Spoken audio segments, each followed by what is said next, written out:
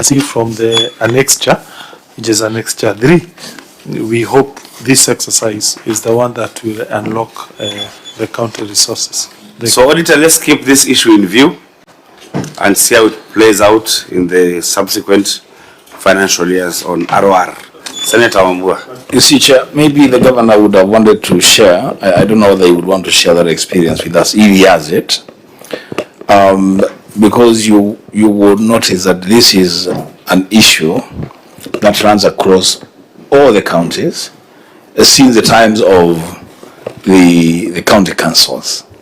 The issue of rent and rates has been with us since even before devolution. And the beauty we have today is to have a governor who has served in all the systems. He was there in the county councils, he was there here in the Senate, and now he is in the county executive. Is this thing that every county is doing going to be the solution to this problem, this thing of automating the system? Are you telling us that the only problem why people don't pay or counties don't collect as much as they should is because their systems are not automated? And so if we automate the systems, then you're going to see a big change in the collections of revenues for counties.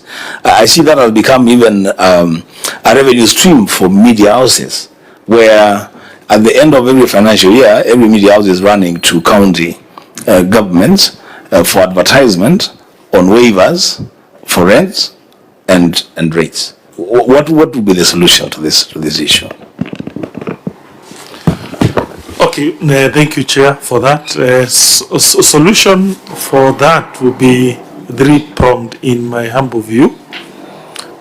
Solution number one is to create laws that punish defaulters and also enable those who comply to pay well. That's why the valuation role is important. At least to capture the real current records, because the valuation roll preparation enables counties also to upgrade their records. Number two, truly there is a place for automation. I say so because you have to look at it from two angles. Number one, from the owner of a plot. Most people own plots, they don't even remember they own plots, or even if they own, they don't follow up. Yeah. No, I'm just giving practical. When you look out of 100% plots that have been given out, how many have been developed? I would argue maybe 40%. There's a whole 60% plots that are idle. So if you give a digital visibility of those plots to the owners, at least they will follow up, they will pay and such. Secondly, and most importantly, paying tax should be made convenient to taxpayers. The current system where it is more convenient, it is difficult even to pay for those even willing to pay, makes counties under-collect taxes, including land taxes. I say so because you'd imagine a person in Murang'a near the forest, those plots there, going to Murang'a headquarters to pay for land rate. Why can't you digitize so that if you are deep in the forest and you have a plot there, those shopping centers there, you just pay through M-Pesa because you can see your plot in a digital manner. And finally, I think there is logic in something called planning. Most of our urban plots, we don't have what we call plans. They have been passed by the county assembly and registered here at the Ministry of Lands. And therefore I would propose also counties to undertake that role of planning. A good example is like now Keno. Keno is now our main town. But you imagine Keno doesn't have a physical plan. So I would propose more planning to be done so that once that is done, property value tends to go up and so we will be able to get more money. Thank you. So I think we're saying let's keep it in view. It's a cross-cutting issue across all the counties. In fact, most counties just wait for somebody who wants to construct a house, or you take your approvals to your plans for approvals in the county government, then they tell you must pay the rates. Sometimes if you want to sell, not before they allow that transfer and so on, they tell you pay the rates first. So let's see how you can leverage on the technology. If it works very well for you, then other counties should come and benchmark with Murang'a. Otherwise, what the auditors are saying, that we need this money for provision of goods and services for Murang'a. Keep it in view, auditor. Let's see how it plays out. The last one would be lack of an updated valuation roll. Auditor, what is still remaining unresolved in that query? Thank you, Chair. The exercise have started, but they have not completed. So that is why we are saying it's yet to be addressed. Okay, Governor, you're updating the valuation roll. You have not completed. When do you think you'll complete this? Okay, Chair, there was some prerequisite towards preparing a valuation roll. Number one was to pass a law in the assembly. That was done. The other one was to hire a valuer, a director in valuation. That was done. The other one was now to do public participation, and then probably now give a draft, and then it is later gazetted. Yeah, Chair, we are on course, but we also feel, and this maybe will be off the record, that I'm not so sure this is the correct timing for doing a valuation roll. We might need to hold a little bit so that you don't create some panic among property holders. That's something that is, that's something weighing our mind. You know, I have to be candid, Chair. When was the last time you did that valuation roll? The one that you're using now? Because you have counties that are using valuation roll for 2006. That's unfair to the county.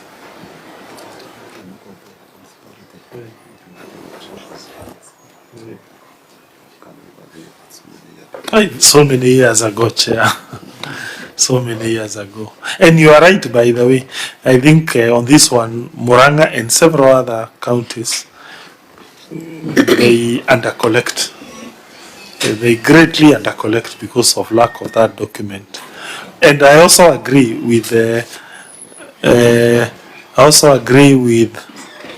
auditor.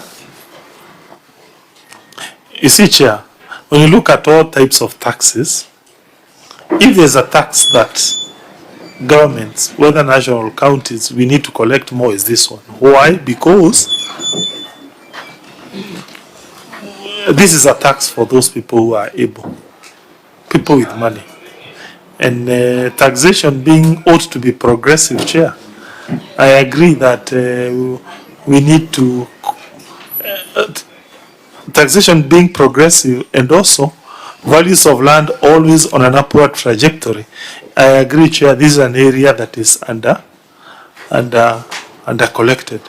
The only issue, Chair, I thought maybe we give it a little bit of time. We correct it at the right time, Chair. Senator, Chair, I wanted to know when you've started updating, and when are you intending to finish? 1 or 2 years from today. The process has started, but we have kept in abeyance for one year or so. Why? Is it because of budget or because there are other issues? Okay, there are. Okay, one, we have to involve national government officials. They have a role in that, in this thing. We need to pay them. So, otherwise you have to take it to the private people. which will be too expensive. So you better pay per diem to national government officials to come and help you collect that data. However, I hold the view that I'm not so sure these exercises can be done now. I have a feeling we need to hold it a little bit and until Chair. yeah. Chair, I think you need to direct our colleague to tell us the truth, the whole truth, and nothing but the truth. He seems to be holding back on something. What is this thing that is holding you back? What is the time? What is wrong with the time? What is it that would happen? I heard him saying it would create panic among property owners if it was done at this time. What is the problem? Can we deal with that problem, Chair? Okay, Chair, you are aware that the mood of adding more taxes currently is it's we can take judicial notice that this is not the time for considering adding taxes. I would propose we wait until it reaches a time you see as a collection of taxes, you check on the society views. I would propose not now, after you see a shift in public opinion. That's my view, my honest view on this issue. Yeah, that's what I wanted to hear the governor say, because what in essence is saying is that the national executive has raided people's incomes to an extent that it inhibits the ability of counties to collect additional revenue from the same incomes. That's exactly what he's saying. So we take note. Yeah, it makes a lot of sense to do a new valuation roll.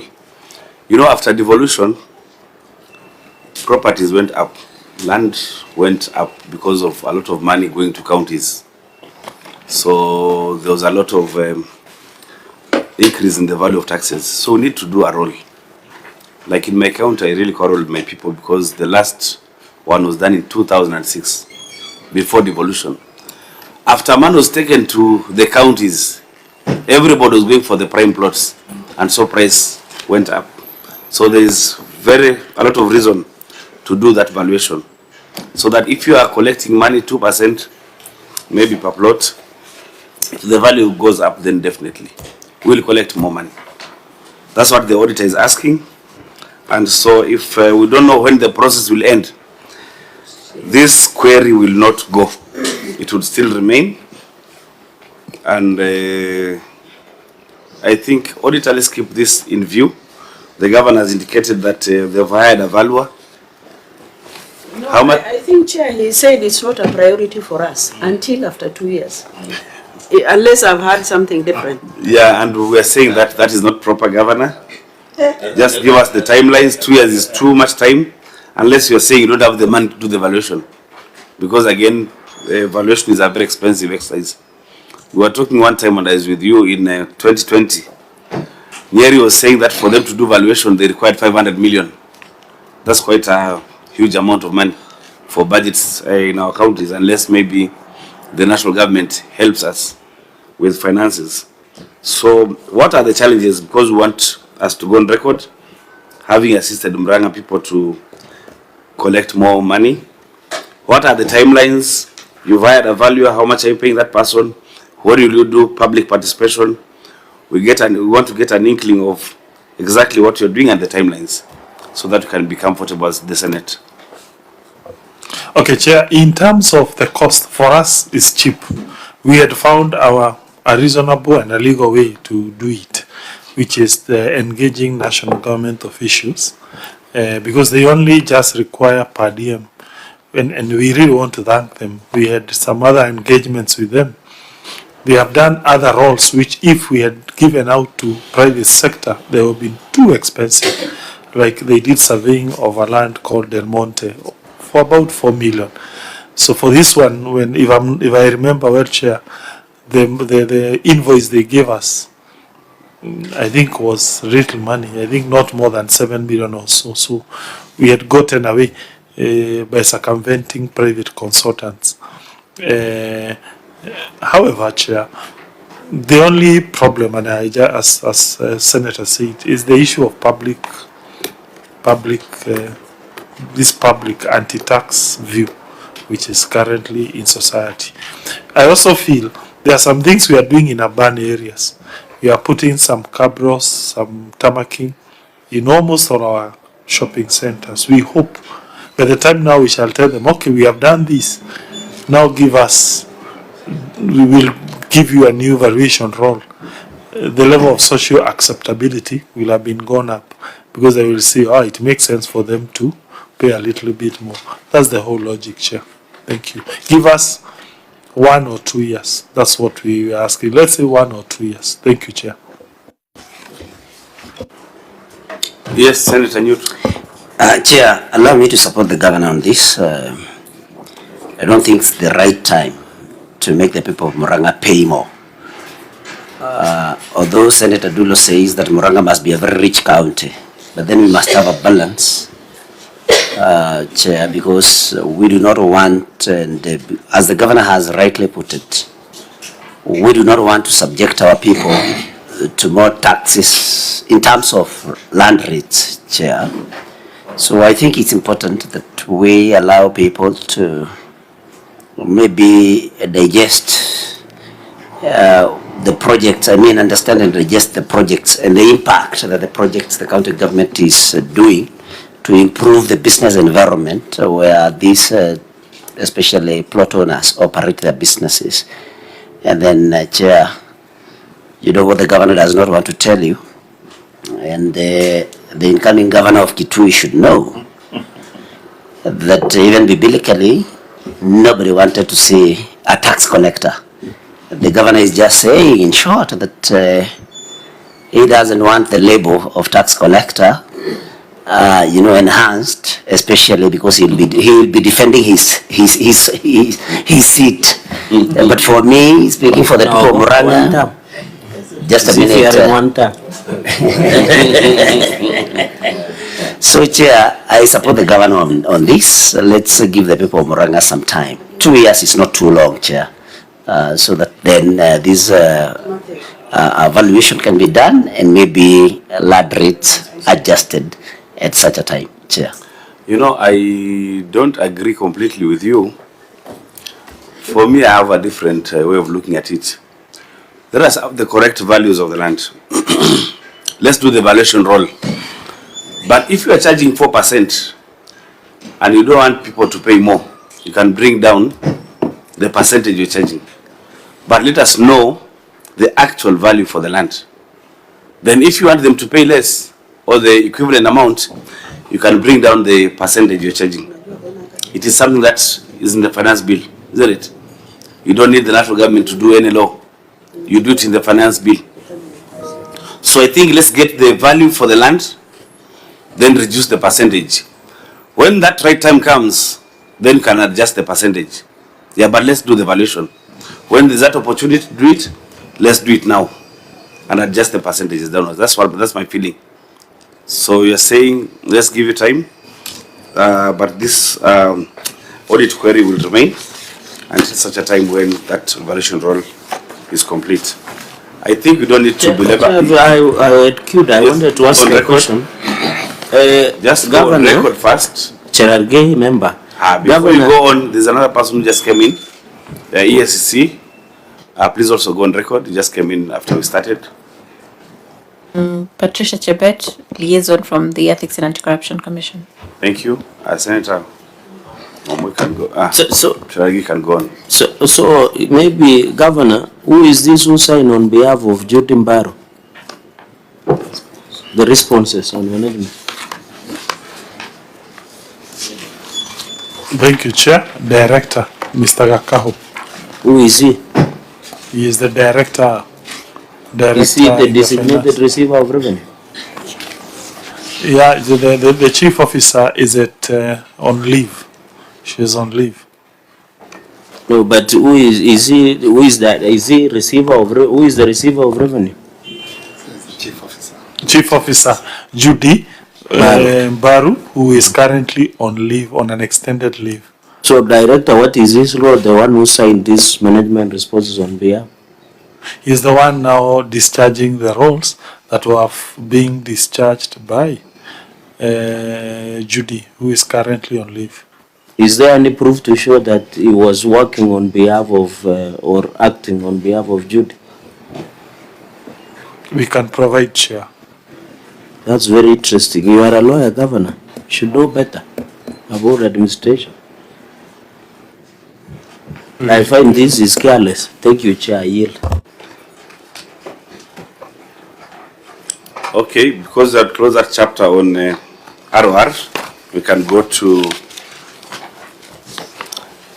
the accounts for the executive.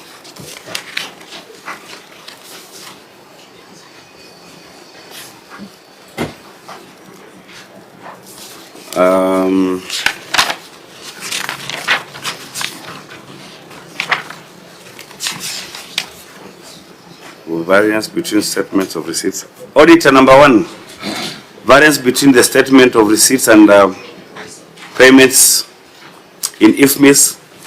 Is it something you can address here, or you keep it in view in the subsequent audits? Thank you, Chair. We are currently undertaking the audit. We are almost completing, so we can keep it in for the next audit. Because this is an issue which is touching on IFMIS, which is run by Treasury, which is more outside the county executive. Treasury, you want to say something on the same issue?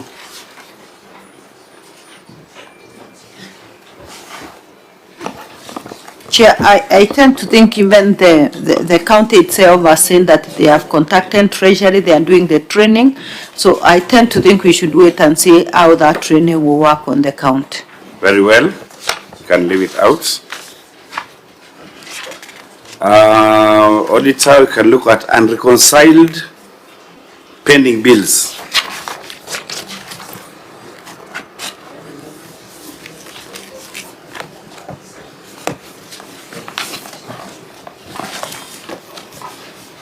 Thank you, Chair. We had an issue on unreconciled pending bills amounting to 412. Just read it.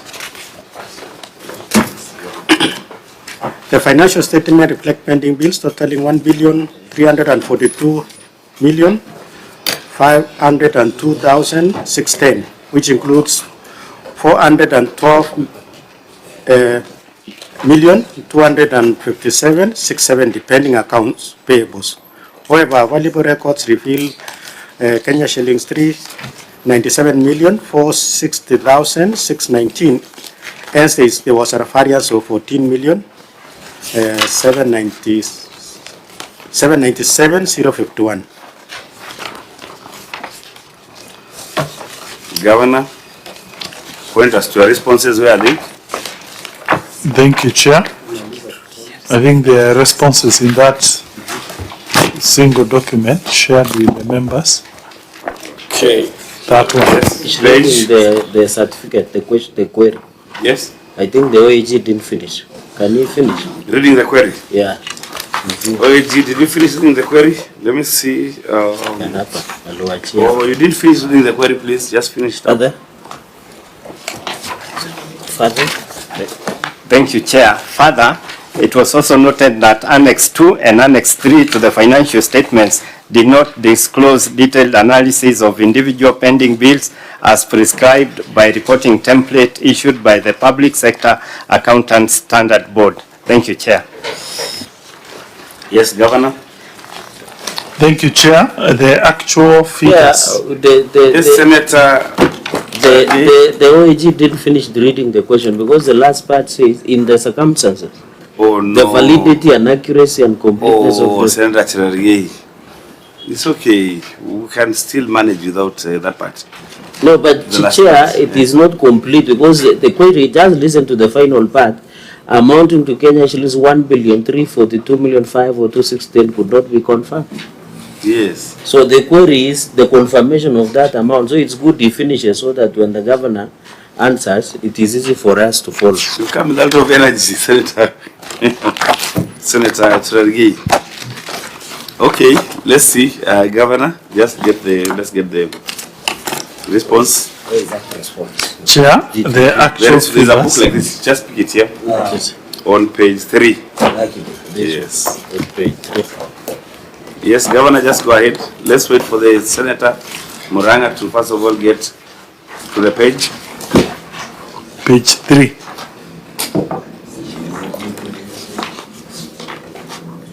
Conduct detail of individual pensions.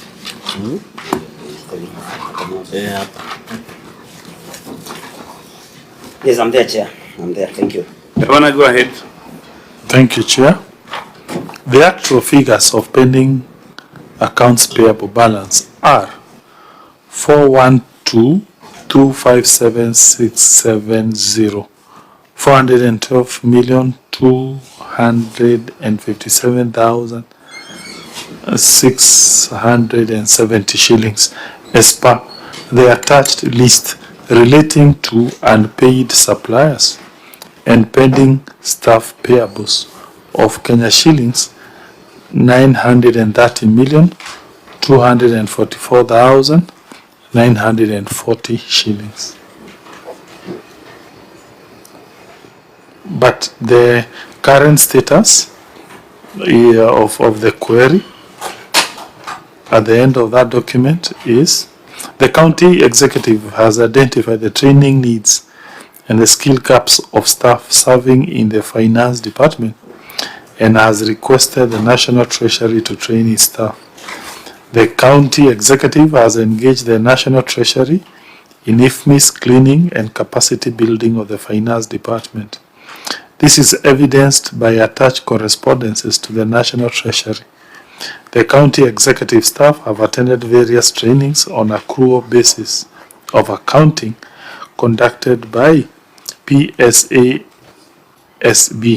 and ISPAC. Attached find annexure 1C, training needs assessment.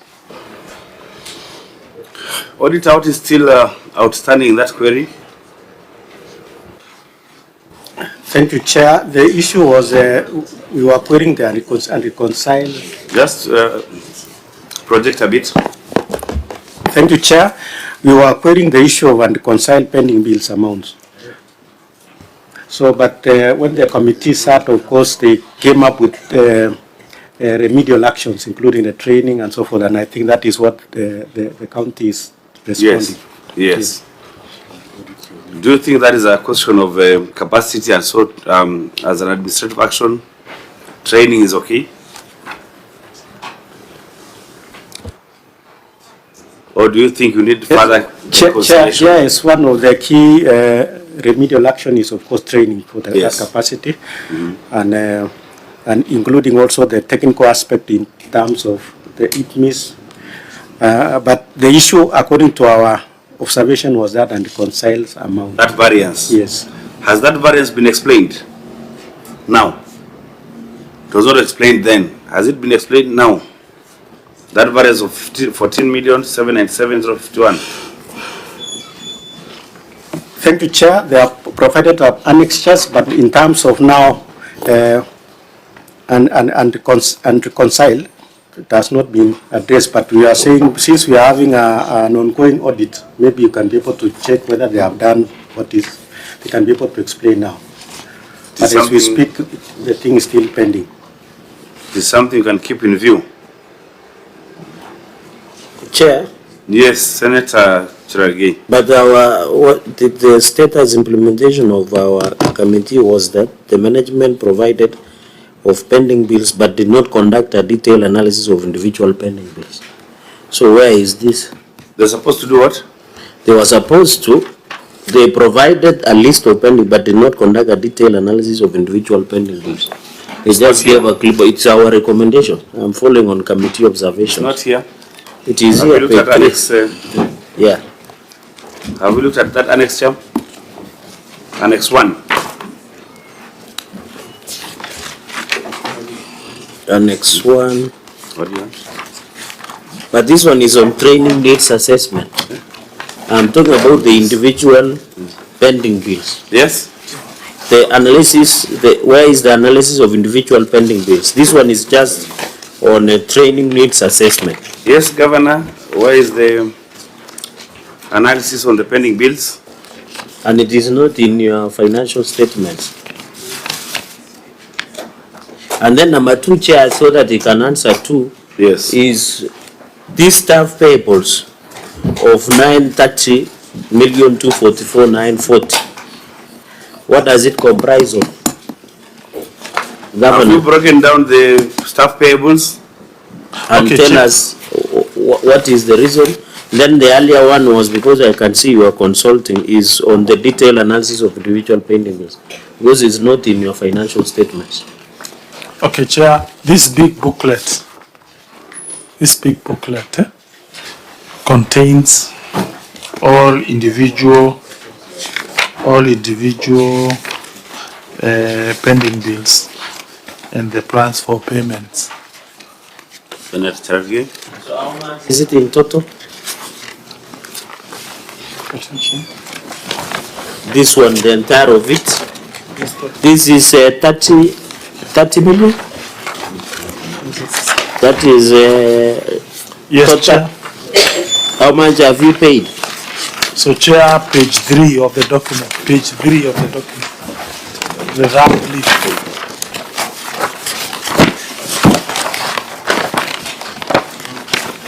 Page 3. Page 3, you have paid how much? I can see the projected outstanding balance. Why is it projected of 620,978,433?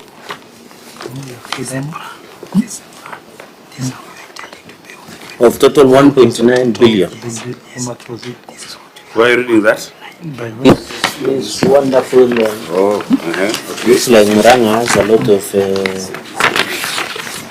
papers. By last time. That's not page 3. It is the beginning, page 3. It's not. Yes, page Chair. 8. By last financial year, that will be 30th of June 2025, the pending bill was 1.9 billion. 1.9 billion. This is when you look at the first quarter, we are proposing to pay 837 million. The second quarter, 232. The third quarter, 100 million. The fourth quarter, 129 million. And that we, until we pay 1.9 billion. So the first quarter means the month up to 30th of September 2025. So this money we have paid already. 837 million. So you have paid 837 million? Yes, the first quarter. So we are talking of the claims by staff. Yeah, there was some money for staff that needs to be paid, some money for contractors, some money for allowances by staff and some CHP. Chair, let me interrupt. So when you say staff growth and deductions, does it mean statutory deductions? Yeah, there was some money that we crossed over that belonged to the staff. We mean their salaries. At times we do cross over into the new financial year, their salaries. So as per the practice, we must capture that as a pending bill. Whereas, you know, when at times we say pending bills, people have this notion in their mind, it's about contractors only, no? We even declare any staff money that we have crossed over into the new year, which you have delayed, let's say delayed or something, you have to capture it as a pending bill. So when you see this amount, it basically means, let's say, a salary that you ought to have paid, let's say, on 30th of June 2025, but you are now paying it, let's say, 10th of July 2025, because it crossed into the new financial year. Chair, Can you too? would the governor clarify that these staff pending bills are only those that relate to the final month or the last month of the financial year? And Chair, why I'm that interested in that is because I am serving in the Committee on Labor, and there are issues of deductions that are not remitted to the relevant bodies, Chair. So would the Governor confirm and clarify that for these pending bills relating to staff payables, that they're just for the last month of the financial year, Chair? Chair, and in addition, so that just to wrap it up, is I hope it is not only deductions where salaries were paid and then deductions was not done. Maybe the Governor can clarify. Yeah, I think that's a very important question, a cross-cutting issue across the counties. Some are not even remitting loans and shares to cooperatives, even bank loans. Now it is SHA, Can you disaggregate these staff payables? Is it possible to know how much? Yes, on every month the staff amounts of Murang'a is about 350 million shillings. So that then means on and above that, about 100 million will be some other forms of deductions, and which we at times we usually pay, and but of course that does not mean we don't have some arrears here and there. Some are historical, so you have to, that's why we have to capture them. You have to keep on paying them. In these documents, Governor, do you have that breakdown? If it is not there, then we request you to bring that breakdown. Yes, because for us it's very important. We can provide, Chair. 7 days. I think we can't belabor on this because that data is not here. Let's have it, that breakdown on these staff payables. What constitutes salaries? Yes, or do you understand me before I finish? Thank you, Chair. I just wanted also to raise the issue of pending bills was also appearing under other matters, where we were querying the aspect of the law requires that pending bill be paid as past charge the previous year. But we were looking at it, there were some pending bills dating back to 2015 up to, so we were saying why that long. That was another issue which we addressed at the other matters. Okay. Chair, allow me to also maybe write on to what the auditor has said. So it's actually saying that then you can look at what was there in the other paragraph, then you look at them together. There's another query in the emphasis of matter on pending bills, then we look at them together. Yeah, let's just look at it. Chair, there is something. Yes, that I know, request. but I'm saying, there's a query on pending bills again. Okay. And the other matter, emphasis of matter. Okay. So let's let him go through it, then I will look at them both. Okay. Yes. Thank you, Chair. This is pending bills, paragraph number 2, under emphasis of matter. The financial statements reflects Kenya shillings 412 million. Page 5 on your document, yes. Yes, just go on.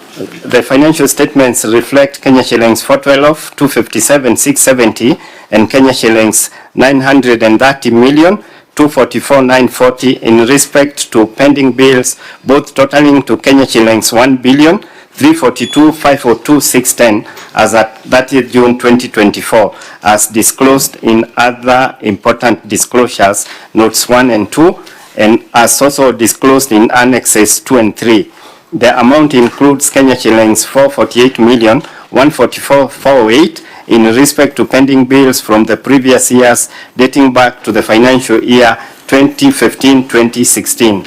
The management did not provide explanation why the accumulated pending bills were not prioritized, contrary to Regulation 41, subsection 2 of the Public Finance Management County Government Regulations 2015, which states that debt service payments shall be a first charge on the county revenue fund, and the accounting officer shall ensure that this is done to the extent possible, that the county government does not default on debt obligations. Thank you, Chair. Governor, just give us a response. Yes, allow me to go straight to the current status. The county executive has been settling its pending bills conclusively. We have attached a report on status of pending bills, payment plan, and included in the pending bills in the procurement plan. Financial year 2024-2025 procurement plan extract on pending bills. Attached find annexure 2A, pending bill status report and payment plan.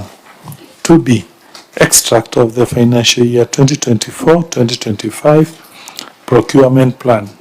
2D, progress report on the settlement of pending bills as at 30th of June 2024. The county always completes its existing projects before starting new ones. Attached find annexure 2. Thank you, Chair. Governor, what the auditor is saying is that in the payment of your pending bills, you are not adhering to the fast in, fast out, in that we have even pending bills dating back to 2015-2016 financial year. If the goods and services were provided in that year, why is it that those pending bills have not been paid to date? Is it that they are ineligible? What is the reason? For example, if it was a classroom, ECD classroom that was being constructed, it is constructed and in use. Why aren't you paying those pending bills? Senator, you wanted to ask something? I actually, Chair, think in the course of it that I had not looked at Annex 2. It's what I'm trying to look at, but I was just concerned whether the county government, the current county government, was able to verify the pending bills of their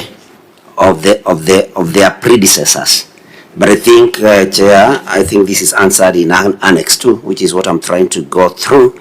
But Chair, let me underscore the fact that pending bills need to be settled so that, Chair, the economy of the county, because most of the suppliers and the contractors are people from within the county. So, Chair, it's important that we settle pending bills. Governor.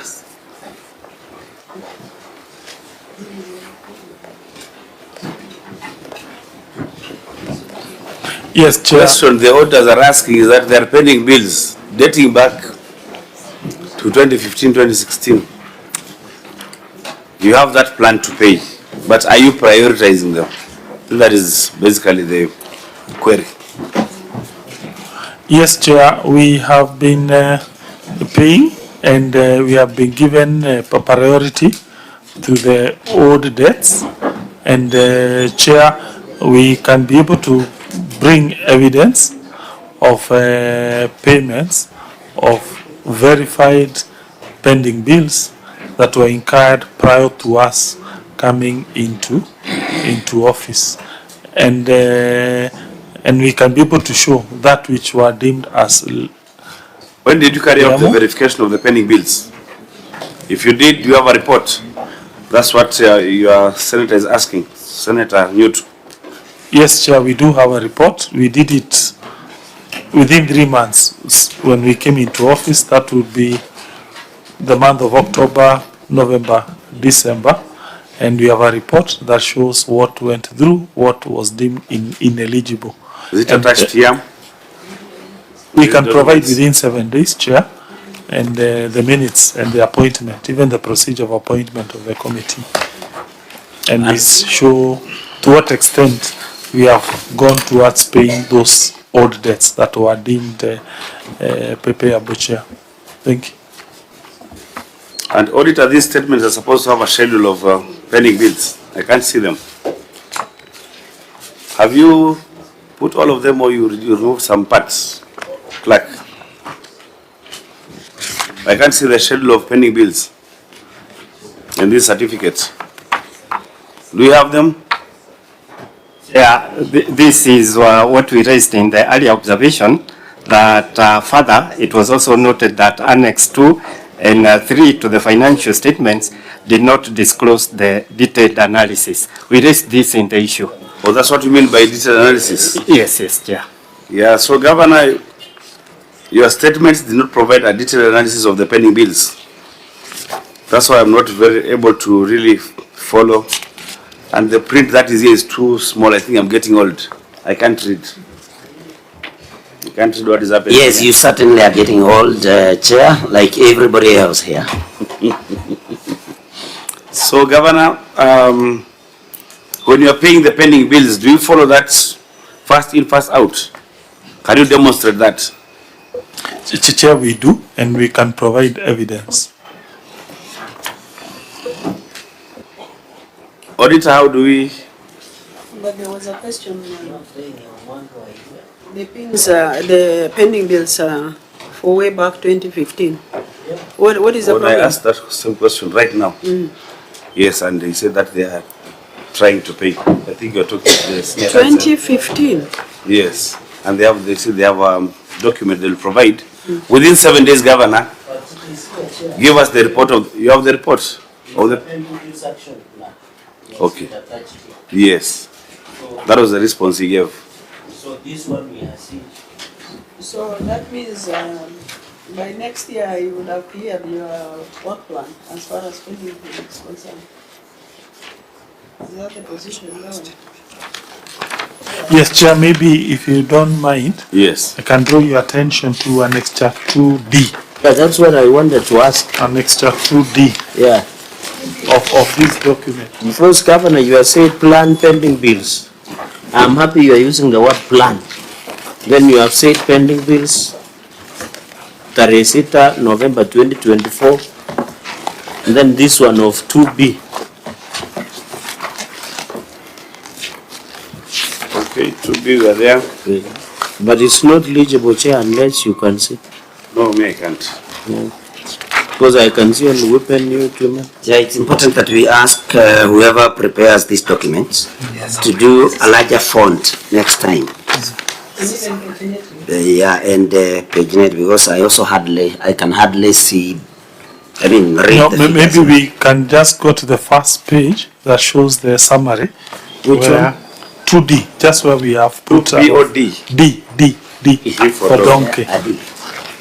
D for Yes, dada. yes, D. Okay, let's see. it is what here. there. D is better. So you can see our historical debts were 412 million. From which year? Anything before 2024 Okay. it was 412. Amount paid was 280. We are only left with 131 million.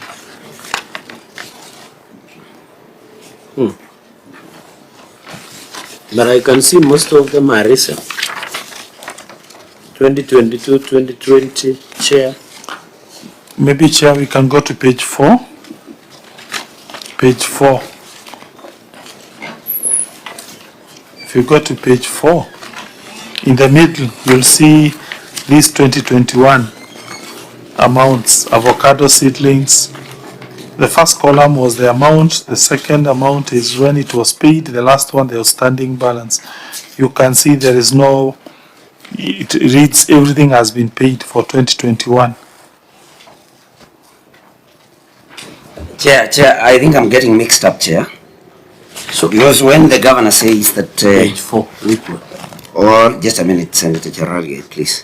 When the governor refers us to Annex 2D for dog and says that the historical debts were 412 million and something, and that only 131 has not been paid, there was an earlier report of a particular payment plan where 870 million have already been paid for this quarter. There's an amount for next quarter. And so, which is which then? I mean, what did that relate to? Yes, Chair. As you can see, this document is written Progress Report on Settling Pending Bill as at 30th of June 2024. That is last year. Now, the other one was 2025, this year. So, meaning we are talking of the pending bills that accumulated in the financial year. And for this one, why the amount may have gone up, that's why we have said there are some spillovers into the new financial year, like salaries, such. Chair, I think the governor had explained. Can we? I want to follow up on what Senator Nyuso asked. So you had said here in this this big page, 837 million had been paid, but you gave us total of 1.9 billion outstanding pending bill. Then here you are telling us historical pending bill is 131,804,979. So in this 191.9 billion, what does it comprise? This is just a global figure. Governor? Chair, allow me to go back to this big document. Yes, we are there. So we start with the amount. The amount is 1.9 billion. Then, yes, when you look at the supplier contractor, it is 695 in total.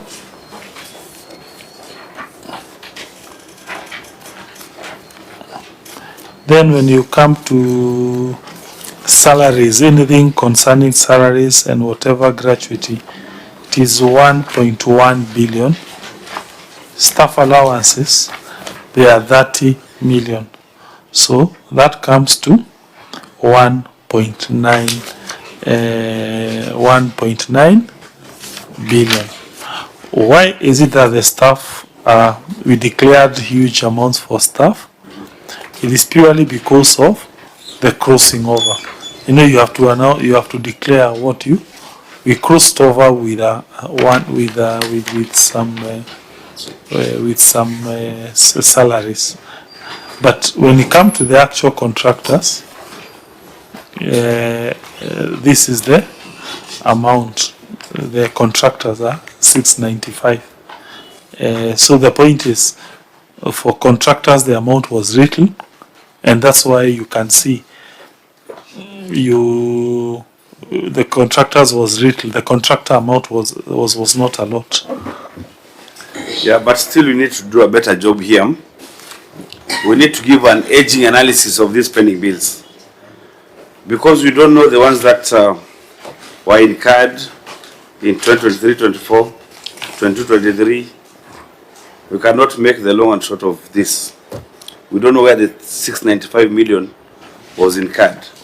You've just given us this action plan, but when was it incurred? Is it possible to get an aging analysis so that we know before maybe 2022-23 how much we had as pending bills, then 23-24 how much was incurred, 23-24-25 how much was incurred? Then you can make a good analysis of them. But the way it is now, it's difficult to follow. Extremely difficult. Chair, yes. Number one, we just wanted to know what is the current status as far as salary and allowances are concerned. And I wonder why could a county have pending bills on salaries and allowances? Governor? What is the current status on that pending bill as of now? Okay, Chair. More specifically on salary and allowances. Okay, Chair. Okay, one, our staff have been paid. Let's start from there. They don't have we have not paid them. In fact, we pay them on time. But in terms of reporting for accounting purposes, that changes a little bit. Why? Because the report has to read the status as at 30th of June 2025.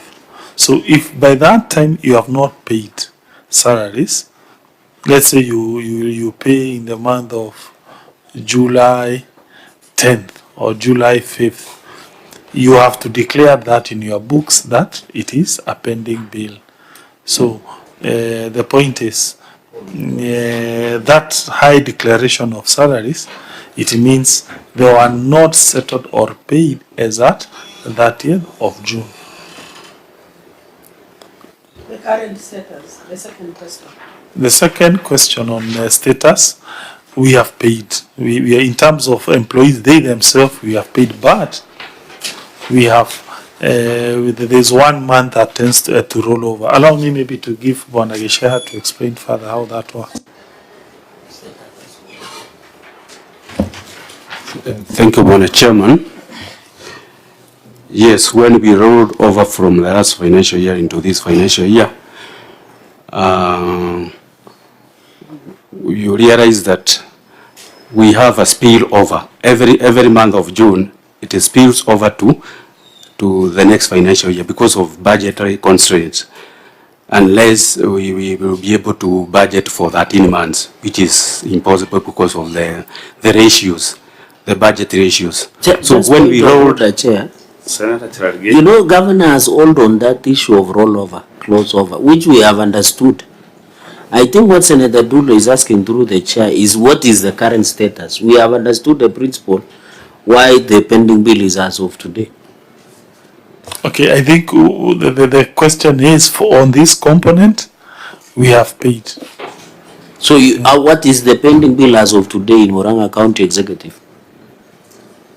For what exactly? Good For this as or staff payables or combined? No, since he has, you know, I found it interesting that there was the issue of staff payables in terms of title reductions and salary. Is that what you are saying? So there are people who are working in Murang'a who their salary is yet to be paid up to today? No, not Chair. So it's only statutory deductions? We have paid salaries. No one has not been paid salaries. So who do you owe this amount? Maybe this is interesting, Chair. Who do you owe this amount of staff payables? Okay. Is it the bank? Is it who? Yes, there is a bank. Yeah, then you Yes, should there's have a bank. disclosed. Which bank? Family Bank. And also 3 banks. One Family Bank and also Amica and Menta. So, Chair, that is why I was But asking not at the this beginning. amount now, because it has gone down. Paid. So as of today, just for clarity of mind, as of today, these banks you owe them is 495,823 million. No, as by Chair. your schedule. No, Chair. It has gone down because we have already paid. No, as by the time this document was prepared. Yeah. So, Just go to your document, Governor. Because I'm seeing June, Chair, 2025 staff gross salary and deduction gratuity projected outstanding balance is 495 million. Allow me to yield to Professor to explain the 495 or the chief. Yeah, and then number 2, since the bank is being owed, the governor should give us an arrangement on how these banks and even the interest rates. Because I don't think banks work kama sadaka. There must be some interest rates.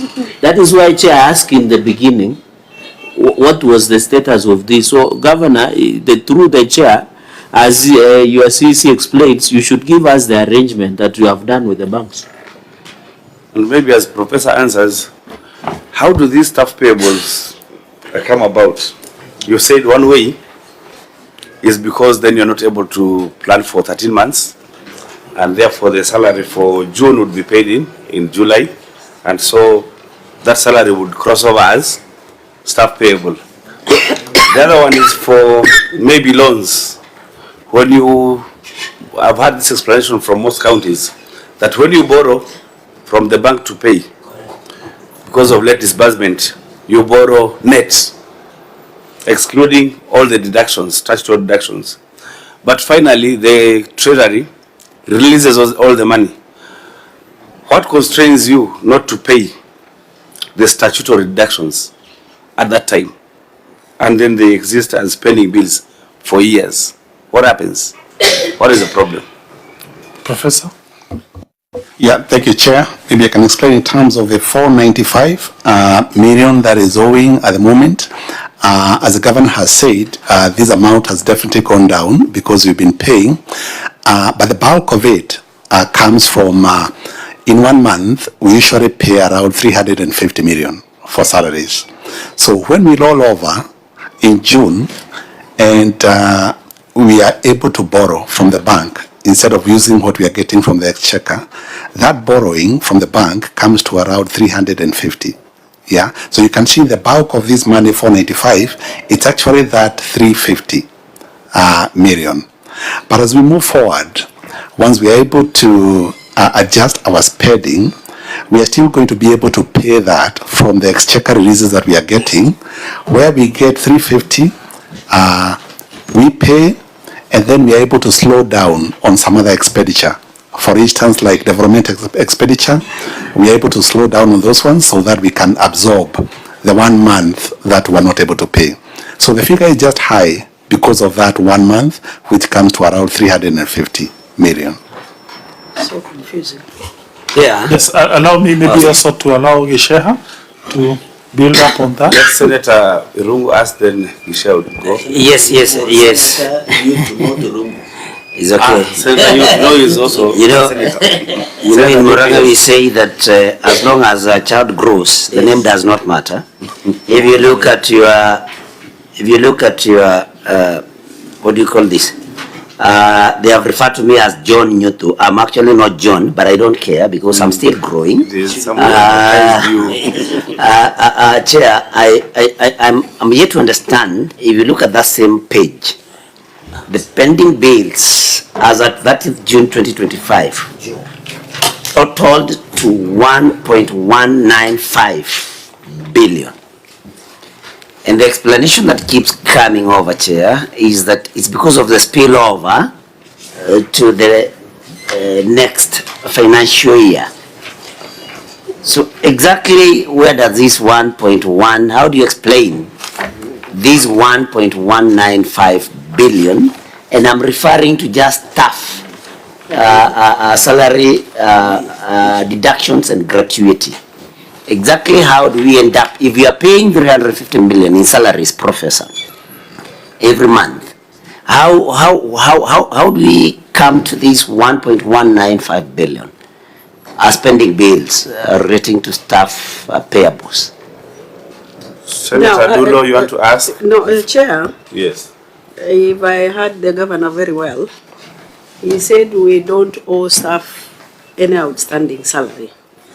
That's number one. Number two, the figures we are seeing here, he's saying it's a spillover, carry forward for the purpose of end of financial year, which according to my understanding, by July, you should have cleared everything.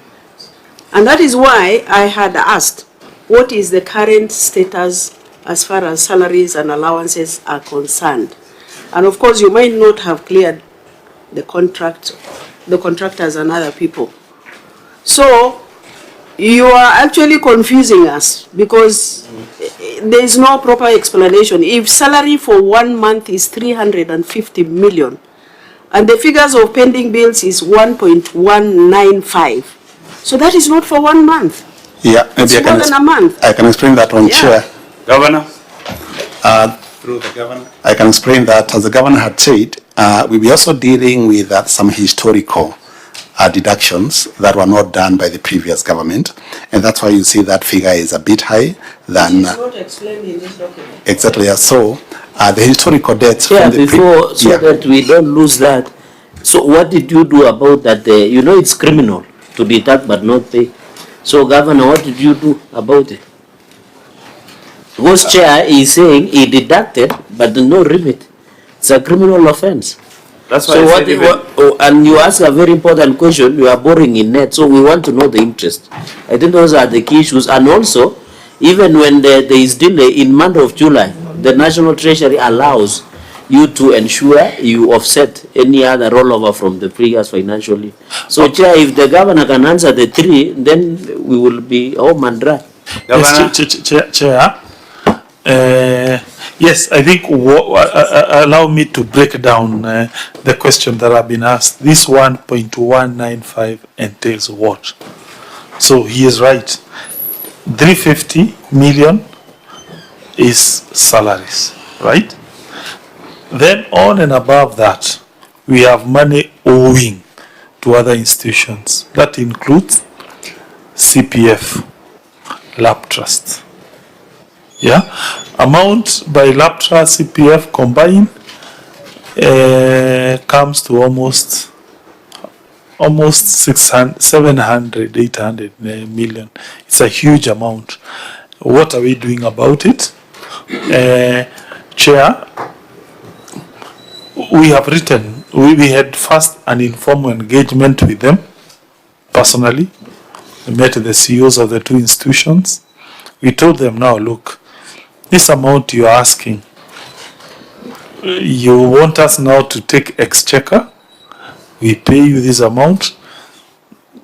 I think you need to be a little bit more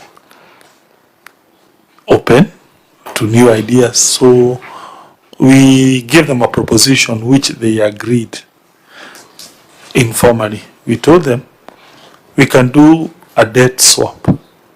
We'll give them land. They will then write off these debts out of their books. And we met as a cabinet. We endorsed that idea. We wrote to them letters. We were next draft them we use for them to look into that. Do you have any annexure to what you're pointing? Point us to what you're saying. Do you have those annexes? If not, maybe you can provide. We can provide. Yes. Chair, I think we need to you are ruling, and maybe the governor, because those are things he should have explained, like the issue of love trust and love fund, the issue of banks. So, Chair, maybe he should also give us this. You have asked a question which is avoided on the net borrowing, because we need to know that percentage and how the banks, the arrangement they have made, because I don't think banks will allow you to borrow without a specific conditions. So if we can answer about, maybe, Chair, since this 1.9 billion pending bill is not clear, you can direct that apart from that explanation, we might need to direct also the OAG through you to also give view of this.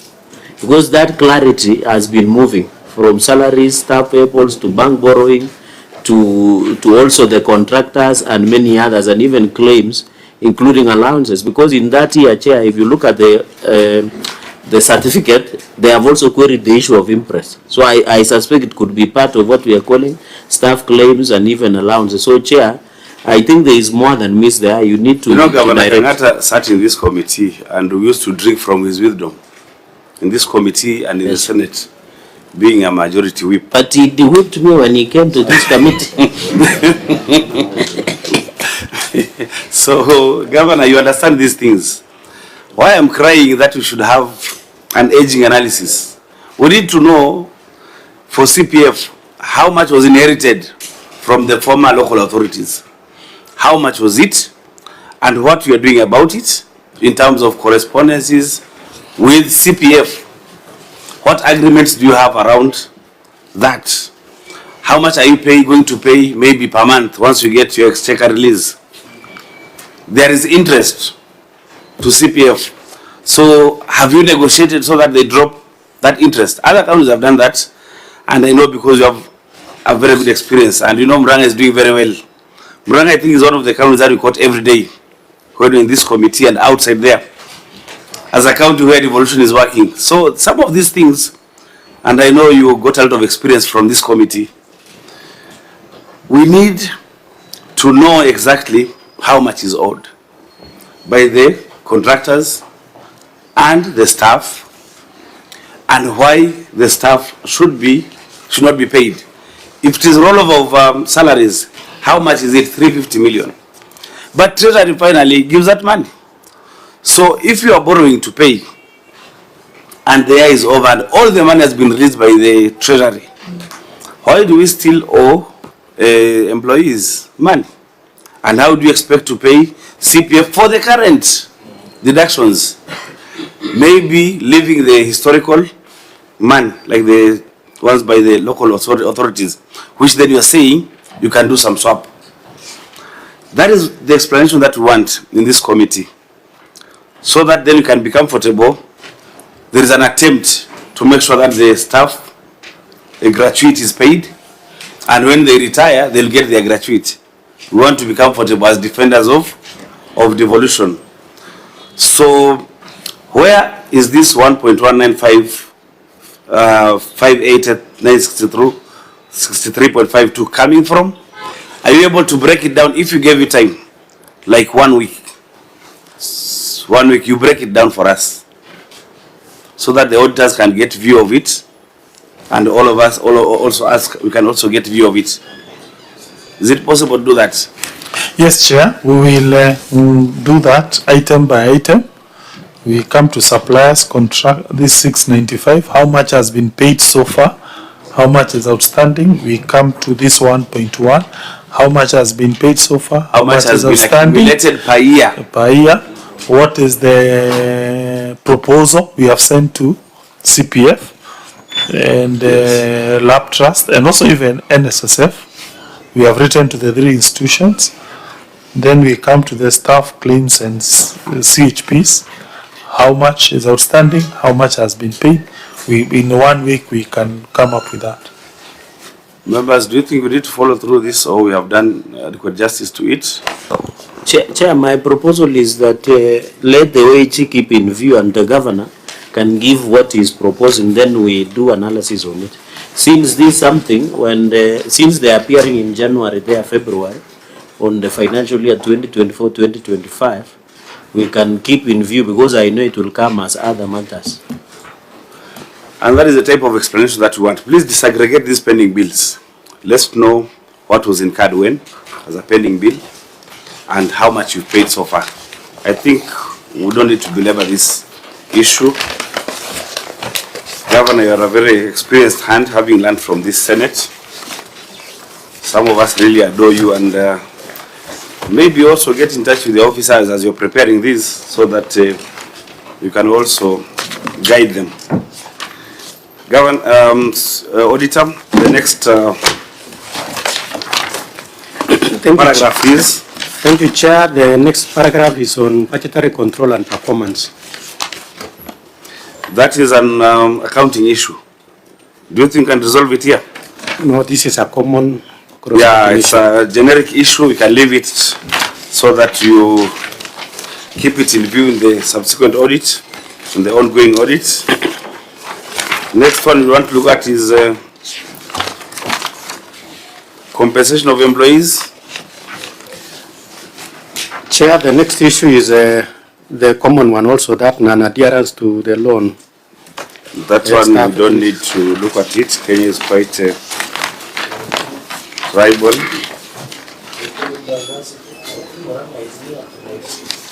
Murang'a. Maybe, Chair, since that one is a generic. Okay. Maybe you want us to get a feel of it. Let's see. 1.2. This one is. Let him just go through it. Okay, establishment of. Non-adherence to law on staff ethnic diversity. Auditor. Thank you, Chair. Non-adherence to the law on staff ethnic diversity. An analysis of the staff ethnicity from the records provided revealed that 93% of employees of the county executive were from the same ethnic community, contrary to Section 7, Subsection 2 of the National Cohesion and Integration Act 2008, which provides that no public establishment shall have more than 1/3 of its staff from the same ethnic community. In addition, during the year, the county executive employed 39 staff members. However, analysis of the records provided revealed that 87.18% of the employees recruited were from the dominant ethnic community. This is contrary to Section 65, Subsection 1E of the County Government Act 2012, which requires that at least 30% of vacant posts at the entry level are filled by candidates who are not from the dominant ethnic community. In the circumstances, management was in breach of the law. Thank you, Chair. Governor. Yes, the county executive is working progressively towards attaining the requirements of the law in all future recruitments. Maybe, Chair, further, we had a public service board that we found there. Is the one that does the recruitments. Its term has ended. We thought maybe as a way towards remedying this problem, we bring in members who are majority are non-Kikuyus. Now we have one Dr. Lishenga, who is from Luya region. We have Dr. Musikali. Yeah. Maybe just on clarity, the one who is Rupa, the one rural hospitals, Brian Lishenga. Allow me to check that. I'll check that. No, Chair, but the governor is being mischievous because Dr. Brian Lishenga is the CEO of rural hospitals, the Ruba. Is it the same person? Private hospitals? Yeah, he is. Yeah. Why would you hire somebody who already running is more an activist? Oh, no. It's interesting, Chair, because as a unionist, I don't know, it's Rupa is the CEO of rural urban private hospitals.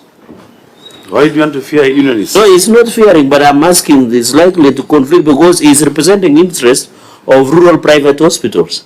Yet he's working with a county government. Will it not conflict? Well, the truth is just because he is a medical doctor and he has taught medicine at Egerton University.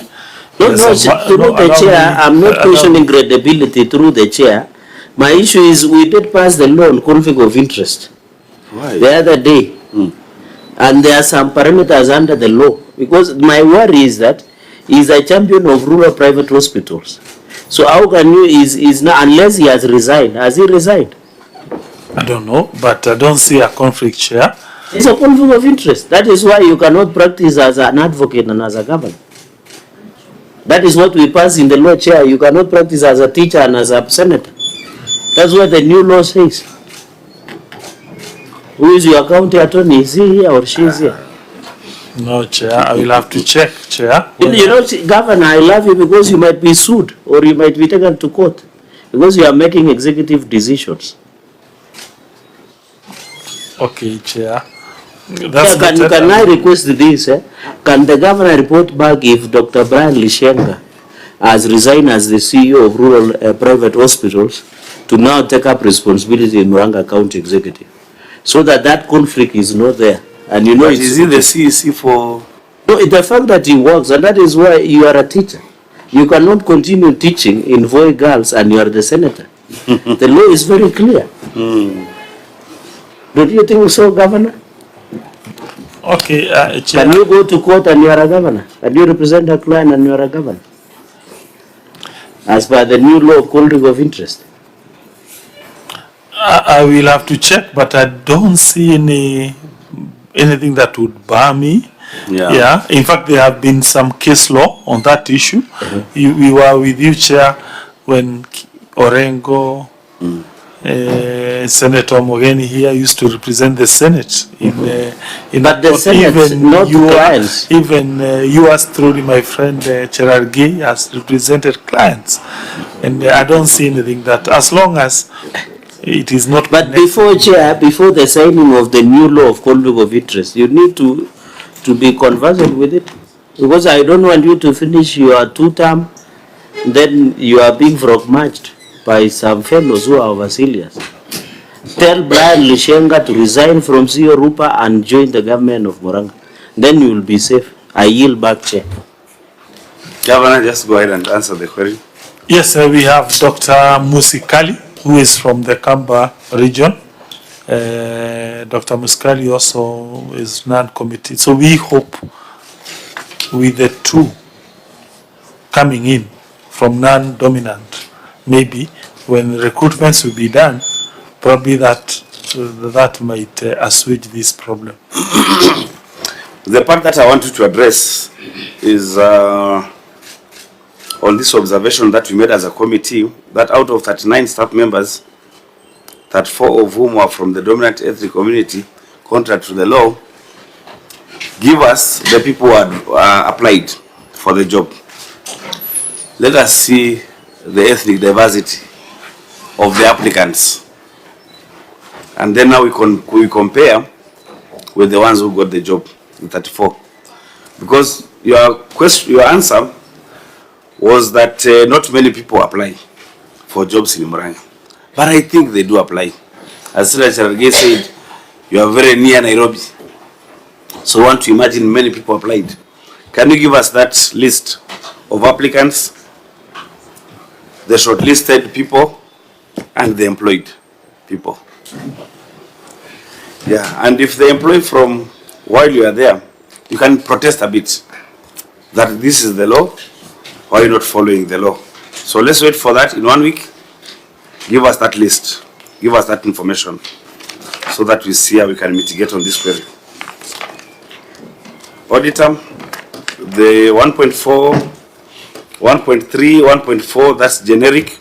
1/3 basic salary rule, because of the overtaxation. 1.4, fiscal responsibility, a bit generic, and leave it out. But let's look at 2.0. Failure to adhere to the fiscal responsibility principles on budget allocation to the county assembly. But also this one is generic because of the regulations and the CARA law. We are the ones who pass CARA. So you might want not to look at it because we are the ones who pass the CARA. But you can look at 3.0, regularity on interest management. Auditor. Thank you, Chair.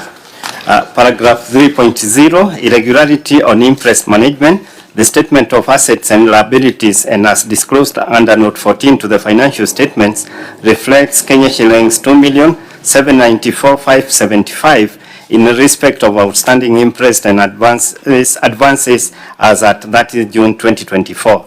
The amount represents unsurrendered interest issued to various officers, some dating back to September 2023. It was not clear why the respective officers did not account for the interest or why the employer did not institute a recovery from the officers. This is contrary to Regulation 93, subsection 5 of the Public Finance Management County Government Regulations 2015, which states that a holder of a temporary interest shall account or surrender the interest within 7 working days after returning to duty station. Further, management failed to operationalize the interest management module in the Integrated Financial Management Information System, IFMIS, and hence failed to enforce the use of system in the management of interest. In the circumstances, management was in breach of the law. Thank you, Chair. Governor. The county executive has issued a sanction and surcharge circular on outstanding interest to all accounting officer. Attached find Annexure 3, circular to accounting officers on interest surrender. Also Annexure 1. Thank you, Chair. Auditor, what is still outstanding in that query? Thank you, Chair. The issues addressed, according to, because we have seen the payment vouchers, which are... Oh, sorry, it's addressed, yeah? Okay. They have been surcharged? Yes, Chair. You have view of that, yeah? Yes. With interest of 7%?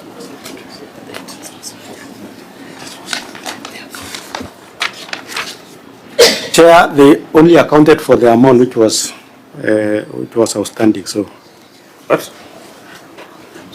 But will be able to confirm. Otherwise, they recovered all the money which was outstanding as interest. Yeah, but it will be addressed because the law says you must recover with interest. So it will be addressed only when interest has been charged.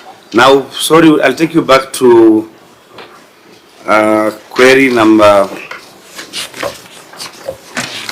1.4, please, Auditor, on fiscal responsibility and wage bill. I didn't look at the figure, it's 54%. That is quite high. Please go through the query. Thank you, Chair. Paragraph 1.4, failure to comply with fiscal responsibility principles on wage bill. The statement of receipts and payments, and as disclosed in Note 3 to the financial statements, reflects Kenya shillings 3,685,639,768 in respect to compensation of employees, which represents 54% of the total county government revenue of Kenya shillings 6,783,549,529.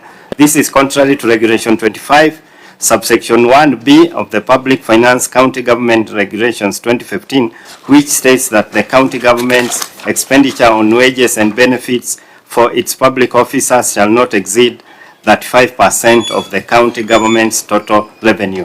In the circumstances, management was in breach of the law. Thank you, Chair. Governor. The county inherited a large number of staff at the onset of devolution. In addition, the SRC reviewed salaries and allowances for public officers upwards. In light of this, the executive has put in place measures to enhance own source revenue collection to address the high wage bill gap. And maybe further to this, Chair. Yes. The county has froze employment except in critical areas of health. Yes, let's just find our members first. Number 8.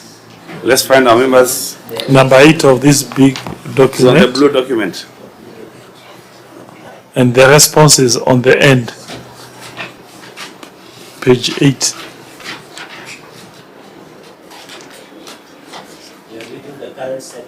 Yes, Chair. Are you there, members? Yes, just go ahead. You wanted to add something on your written from your written response?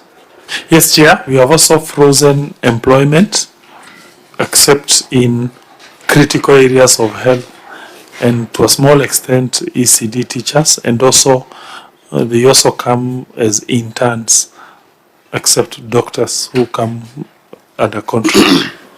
Thank you, Chair. You are saying teachers come as interns? Yes, because we are unable to pay because of this query. So how long do they work as interns? 1 year, Chair. And then? We send them home, another set comes in.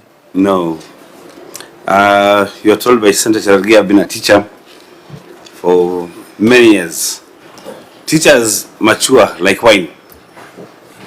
When they start teaching, they mature. In fact, at the 7th year, they should be doing their own methodology and pedagogies, developing different pedagogies.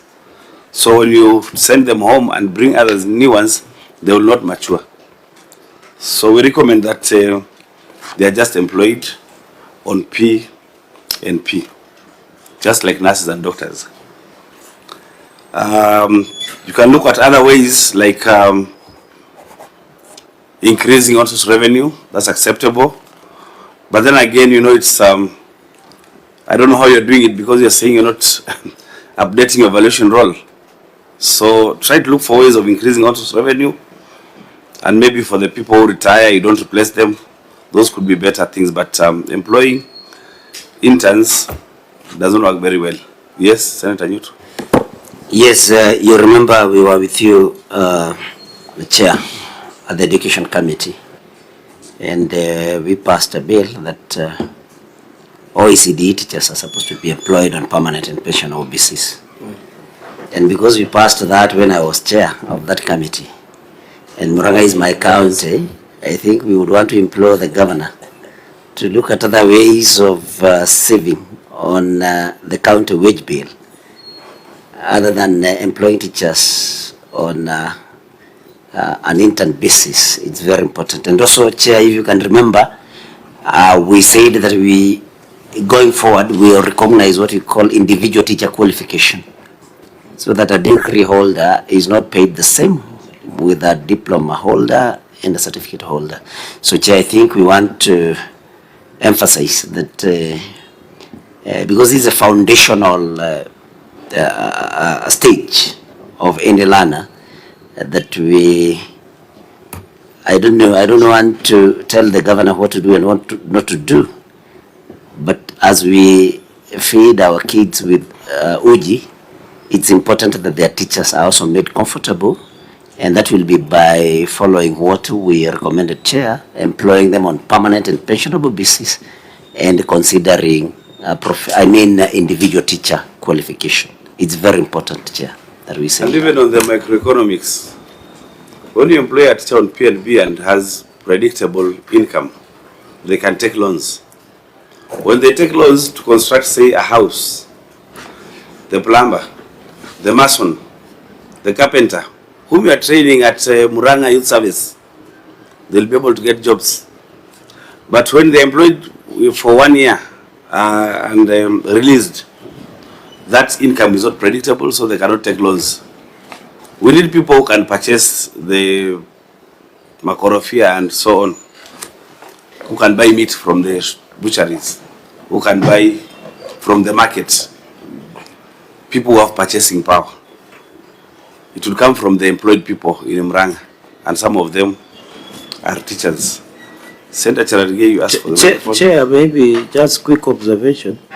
I think one of the misuse and abuse is the word interns in this country. Because I have never understood, even in national and county governments, why use government resources train somebody for 6 months, 12 months, 24 months, after investing in them, not only paying stipend, but also giving them the knowledge, then throw them back to the street. I think, as we have said, the governor should have a strategy on how they can gradually absorb, because it doesn't make sense you hire a new person, give him a probation for some time to train them, then you have removed the others. But my only question to the governor is, since you took over, and I have indicated, you have said there is a historical number of staff, did you do any staff audit to segregate? Because I remember Nyeri told us that the rat catchers were still working for Nyeri because advent of devolution when the Nyeri governor appeared. So have you done staff audit to know the needs assessment and people you can pay them ex gratia so that you don't need them when you took over from the infamous Mwangi area? Right. Or the famous Mwangi area government? Yes, Chair. One, let me start with the question. Yes, we did. And we found some discrepancies which we remedied. That will be about the first 4 months when we came into office. However, we want to take that issue a little bit further. We have digitized employees' records, but we now want to leverage on GIS technology to tie them into a geophysical location where they do declaration at a place where a person works physically. And as to your proposal, Chair, we have agreed that yes, it is true, it makes sense. We need to transit these young people. Instead of telling them to go home, we retain them. We transit them into more better employment than telling them to go home. And therefore, Chair, that is well noted, because it's inhumane to bring somebody in and then you tell him to go home. So that's noted. As to whether you will employ them permanent and pensionable, I think this is an issue that I see a lot of conflicting laws and philosophies, which the Senate needs to help us, because, look, we are here. This is an audit query. And you, Senate, you can sanction me. And the audit query is simple. Why is your wage bill at 54%? So, on one hand, you are telling us to put these employees into permanent and pension. You all know what that means. Like now, if we do that, Murang'a County, I did an analysis. I asked my staff, okay, we want to help these people. They do a good job. But what is the cost implication of this? In fact, the other day I showed a document saying it is 600 million per annum. Before, I used to be told it's 200 to 50, but when they do the actual, it shot up to 600 million per annum to do that conversion for 1,000 employees who are teachers, who are in our ECD institutions. And therefore, I think we have to decide which is which, because on one hand, we are being told, no, wage bill of counties is too large. Okay, fine. Then on the other hand, you are being told transit this set of employees, and you know the implication will be a very, very unmanageable wage bill. You see, the discussion we had here before made a lot of sense. You're asking, tell us about your pending bills. You know, a contractor can build an ECD class, and you tell him, you wait for 3, 4, 5 months, which is also not fair. It's immoral, but it happens. But a salary, I promise you 20,000 at the end of the month, you must pay that amount. Come rain, come shine. So for me, salaries is something you have to be very careful. You don't promise somebody and you fail to pay, because that is a recurrent expenditure which is static, and you cannot, unlike a contractor where you can delay, you can't delay salaries. We came into Murang'a, we found salaries were being delayed for 4 months. Now they are no longer delayed. At least every 5th, 10th day of any month, people get their salaries. But that is hard work. I'm trying to bring the idea that I'm fearful that you push us towards this direction, then this wage bill now will not be 54%, it will be 70, 80%. And we have all those other programs that we have to continue supporting. My view, and this is my view, I hold the view that labor markets in this country needs to be flexible. Flexible, I mean, like now the idea of internship, in my view, I think it has been positive, because that way we are able to get people who can help us, we are able to offer service, and we are able to proceed even if we onboard them. So, Chair, I'm trying to plead with you that even as you push us for that direction, just know the implication on our books will be huge, huge. But finally, a suggestion by my senator makes a lot of sense. That one I support 100%, which is a degree holder should be paid a little bit more. A diploma holder should be paid a little bit more. That makes a lot of sense in my view, and I feel probably we can start with that conversation, maybe through phased manner, taking into account everyone's qualifications. Thank you, Chair. Just maybe respond to what Senator Cherargei asked. Let's comment on the issue of staff audit. Have you attempted to audit the staff? There could be a presence of ghost workers in Murang'a. Yes, Senator Cherargei? Chair, he has answered, but he was economical. He said there are some remedies that they noticed, but he didn't say which remedies. Like here, when I look at the statements, comparative analysis of compensation for employees in 2023-2024, no, 2022-2023, you paid 3,899,279,511, and in 2023-2024, there was a decrease to 3,685,639,768. There was a downward trend in the compensation for employees. What did you do? Is it as a result of some audit? Did you discover that there are some ghost employees which may be removed from the payroll? What did you do, which you also need to continue doing so that that wage bill can go down? Chair. Yes. I would hate to take you back, but this matter of VCD teachers, you know, Murang'a is doing so well under this county government, and this is everybody is aware. But we have a grey area in this ECD teachers, Chair, and I know many counties are coming to benchmark in Murang'a, but could we then also benchmark with Nyeri? Because Nyeri has been able to employ ECD teachers on permanent and pensionable basis. So we are doing so well in everything else. But this ECD teachers matter is, Chair, most of the complaints that I get about the county is about this ECD, about these ECD teachers. So we still need to be innovative, Governor, and see. Yes, we understand that you're pressed with this, of course, excessive percentage of the amount spent on wages and salaries. But we cannot continue. I don't know what we are going to do, but we cannot continue having these teachers on any other basis of contract other than permanent and pensionable chair.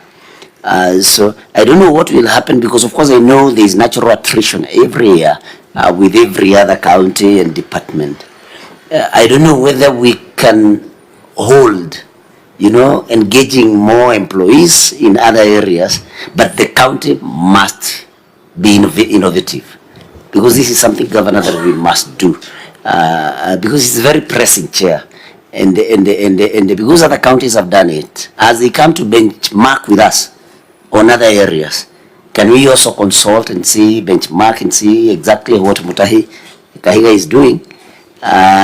With all his weaknesses, he has been able to pay, to engage ECD teachers on permanent and pensionable basis. So that is data for when? Even last year. Last year, last year. Because in 2021, we made noise on Nyeri. Reports from there are query, yes. It was a query that they were paying teachers as low as 8,000.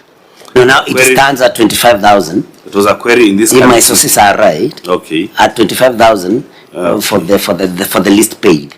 Okay. So I think we may need to know what we can do about Chair, it. can I just add so that we can conclude through you, Chair? I think there was some reports table about human resource audit in counties. I don't know whether OAG can say something as governor with your indulgence. Maybe the OAG. Chairman, the report was tabled and is due to be discussed in this committee. Hopefully, maybe the committee can make a decision to start considering those reports. I think we should consider, I direct that the Murang'a County Executive should appear on that matter of human resource, so that we can deal. So Secretariat make appropriate arrangements as we begin the new year, Governor. So that matter falls there and rests there. Let's move to the next. The next issue was on the interest. We have this. So the next issue, Cherono. Thank you, Chair. The next issue was the issue on construction of septic tank at Murang'a Level 4 Hospital. So did you visit this? Have you visited this project? Chair, we are doing the current audit, and we will be able to check which part of the assignment for this current audit. Governor, what happened to this 1.8 million construction of septic tank at Murang'a Hospital? Yes, I think we have remedied. Is now okay. Where are the photos? You have said photos of the current state awaiting physical verification. Which annex?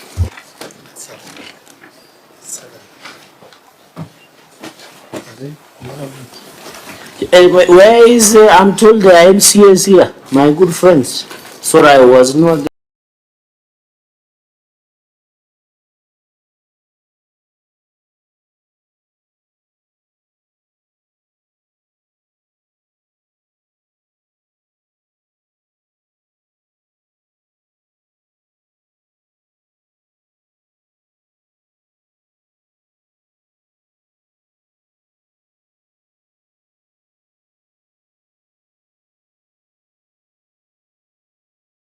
Early enough. Is there an MCA here?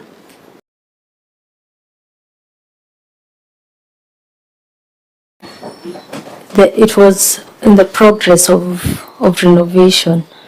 The progress of renovation? Yes. So, Governor, as I yield back to the chair, where are the photos? So, when were you last there? Sorry, Mheshimiwa, when were you last there? Do you have your clerk around, or a clerk from the county assembly or any committee? No. But Murang'a is very near. It's only 40 minutes. So when were you there? This year or last year? This year. This year? Yes. So renovation was ongoing? To the governor, as I yield back to the chair. Governor, where are the photos? Yes, we are sorry, they were not annexed to the response to the Senate, but they were next to the responses to the auditor, and I have them here, unless... Maybe with the indulgence of the chair, you can table, is it on the phone or? No, here. Physically? Physically. Oh. Yeah. So maybe you can table the clerk and give it to the chair, we see. So is it now complete or is it still overflowing with waste? It's okay now, Chair. It's okay. Yeah. I yield back to the chair on the issue of septic tank at Murang'a level 4. That was what, 1.8 million. So I think we can keep I think that. they are saying it's complete. They are table the pictures. Okay. He's saying they didn't attach. But OAG, did you see those photos? Chair, we never saw those photos. They were not part of the responses. But the governor is saying he gave you those annexures.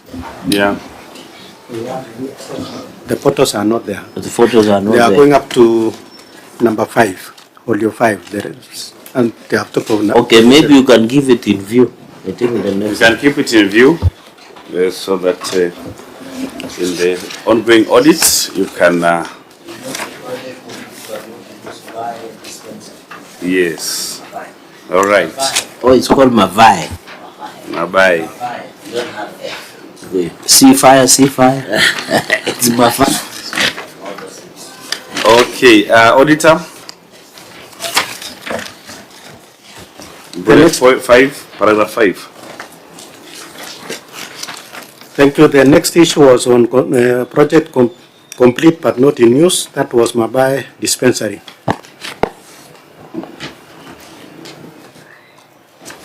Yes, Governor. Yes, the department had first budgeted for the first phase of infrastructure works due to resources scarcity. There's a second phase that was advertised and awarded, and more work is being done so that the facility becomes truly usable.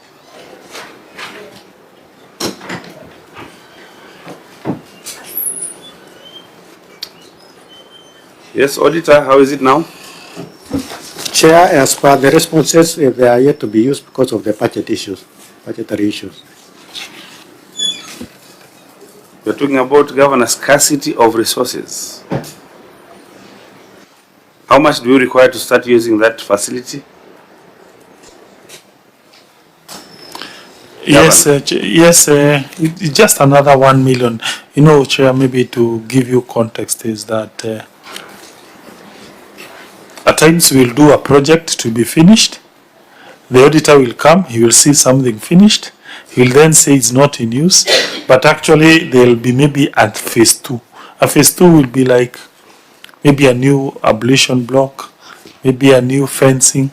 So the point is now that's it. So the auditor might think it is actually complete, but there will be some new alterations that the county may want to do to make it more usable, and therefore that's the point we were saying. No, Governor, you need just to explain during the time of audit that it is complete, but it's not in use because it's required to have maybe a toilet and so on.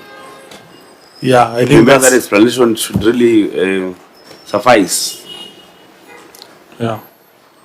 Although also, Chair, just to be candid, because I know my senator is here and he might have had some problems here and there.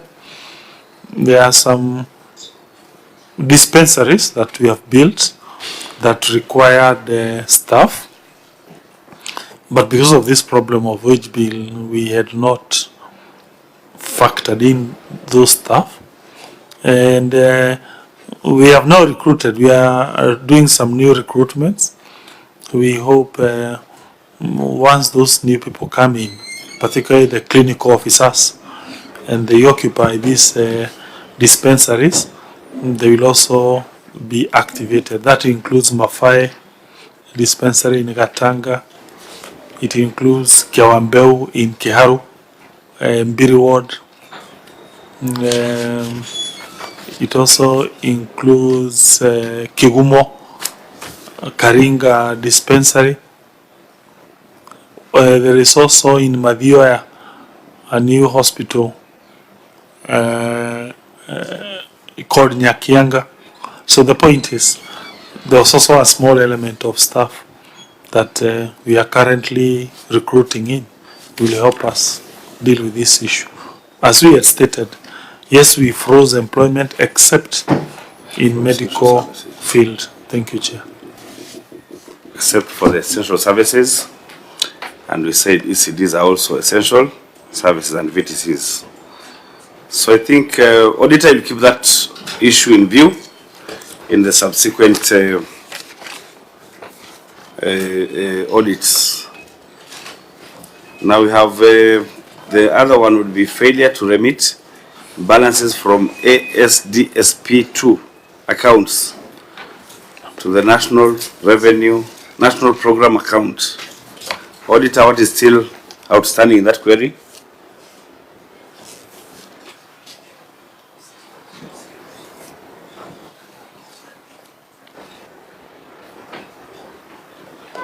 Chair, they have explained that they have closed the account, but we are yet to see the letter of closure by the bank. Governor?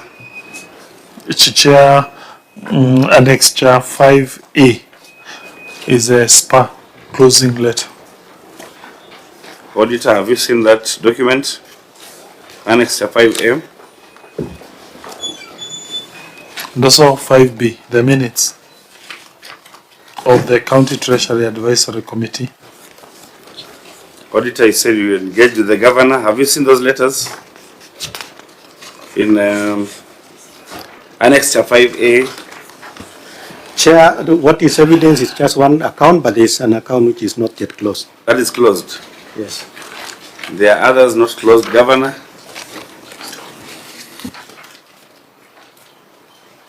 Why are you saying the accounts have been closed and yet the audit is not satisfied that they closed? Chair, when you look at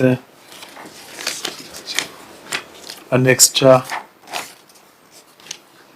5A, the second document there,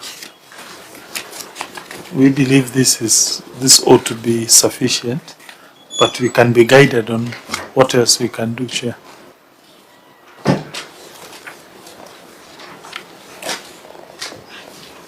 Is it one account or many accounts, Auditor?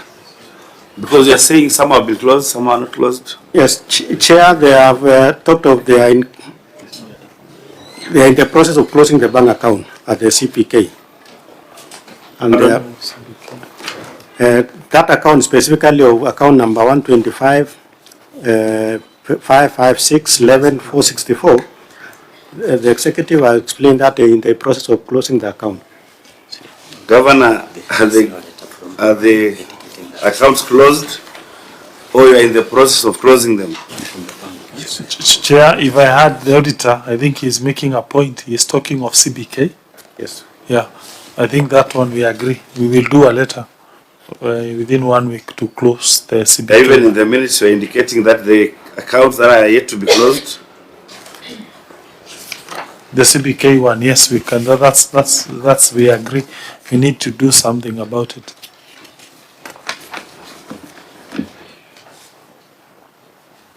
So when are you closing them so that we get some timeline? Chair, within a week. Within a week, all those accounts will be closed. Audit, I think we don't need to believe on that. Let's have the accounts closed. Okay. We go to the report on effectiveness of internal controls, risk management and governance. Conclusion.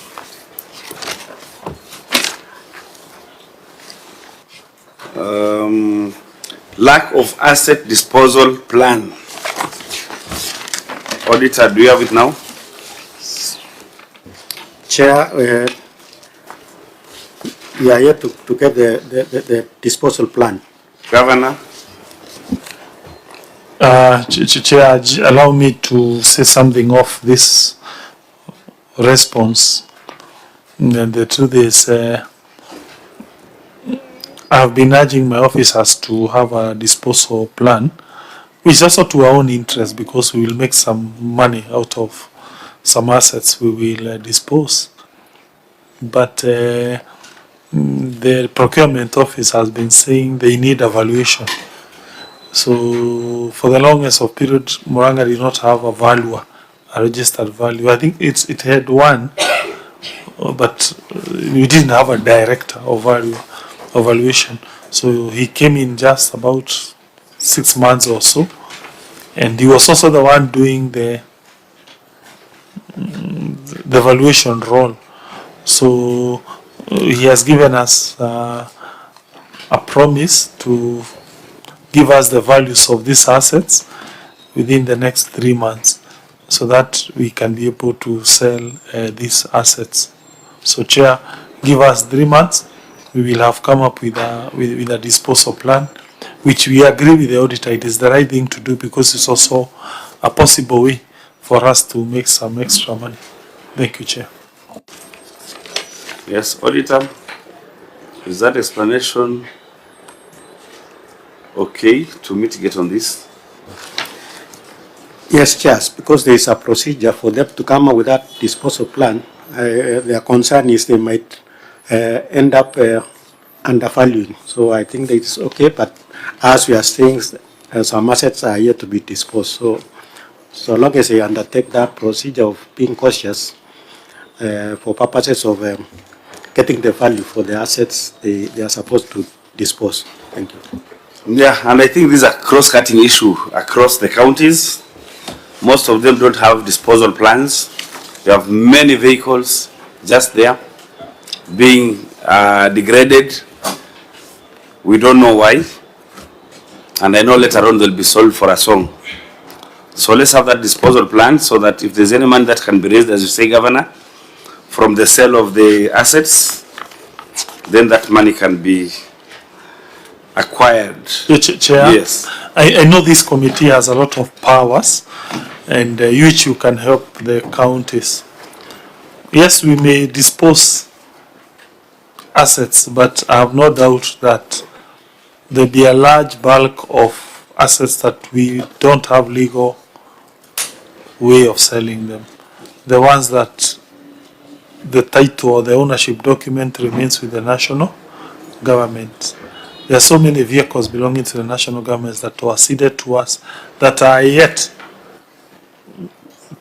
change of ownership to be effected. So we ask the committee also to help push ITGRC, national government institution, to surrender ownership documents to us to enable us dispose some of those things. Thank you. Yeah, I think that is something you can follow up, Secretariat. Maybe when we start the next session, we could call IGRTC here. We have a conversation on how we can have all those assets lying within counties. And I think they are in the, they are more, they are worth billions of money. So let's see how we can look at that issue, the global issue of having all the assets transferred to the counties, so that if the counties want to dispose of the assets, they can do so. I think that is something that we can do. Auditor, was that all? Thank you, Chair. That was all for the 2023-2024 audit reports. Yeah, Senator Nyotu, we are just the two of us who are remaining here. You might want to just say something for your county as we close. Thank you, Chair. I think I want to thank my governor for honoring all the invitations that are made by this house, the various house committees. Because, Chair, it's about accounting for public resources. And I want to thank him and his government for that. And, Chair, it's also true that Murang'a is rated the best performing. And I like saying that when these or the accolades are given, the senator who vouches for these resources is somehow conveniently not mentioned anywhere, and we accept that as senators. But it's important, I tell the governor, to sometimes also when he's rolling out projects, to also recognize the role that his successor in this house also makes. But generally, Chair, I think I want to say again and emphasize that we must see to it that we engage ECD teachers. That's the only remaining thing, if you ask me, in Murang'a County, that has not been, remaining to be sorted. Engage them on permanent and pensionable basis. How that will be done, the governor and his government will have to know. They will have to innovate, because that must and should be done. Otherwise,